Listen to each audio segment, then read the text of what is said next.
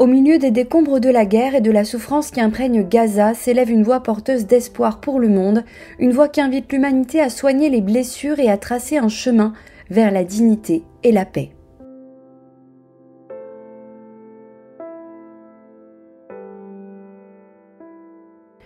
Le 16 janvier, le cardinal Pier Battista Pizzaballa, patriarche latin de Jérusalem, a adressé un message à toute l'humanité, rappelant que la fin de la guerre ne marquait pas la fin du conflit et que la paix n'était pas simplement l'absence de combat, mais la construction d'une justice qui redonne de la valeur à l'être humain et du sens à la vie. Il a invité chacun à prendre la responsabilité de bâtir un avenir meilleur.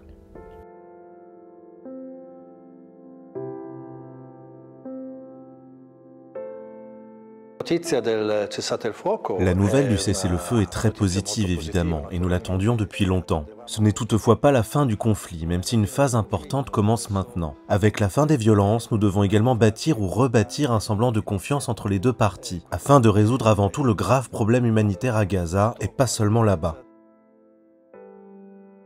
Je pense qu'il est trop tôt pour parler de paix. Le cessez-le-feu n'est pas la fin du conflit, comme nous l'avons déjà dit. La paix nécessite des conditions, des attitudes qui ne sont pas encore réunies, qui doivent encore être construites. Ce cessez-le-feu est toutefois assurément une étape nécessaire, accueillie favorablement et essentielle pour initier ces processus, qui, je le répète, seront longs et qui, je l'espère, mèneront à la justice, à la paix, à la sécurité, ainsi qu'à la dignité et à la vérité pour tous.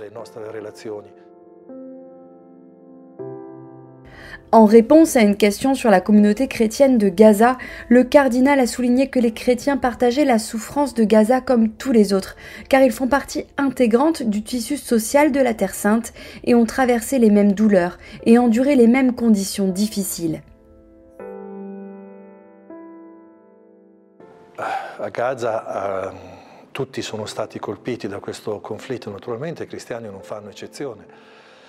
À Gaza, tout le monde a été touché par ce conflit et les chrétiens n'ont pas fait exception. Ils ont tout perdu, comme nous le savons tous, nous l'avons dit à plusieurs reprises. Ils sont tous regroupés dans les complexes des églises latines et orthodoxes dans l'attente de jours meilleurs. Même avec le cessez-le-feu, il n'y a pas de perspective immédiate, car la reconstruction prendra beaucoup de temps. Mais nous sommes tous très heureux que cette communauté ait réussi à traverser ce conflit dramatique et difficile de manière aussi exemplaire d'un point de vue chrétien. Così esemplare dal punto di vista anche cristiano della fede.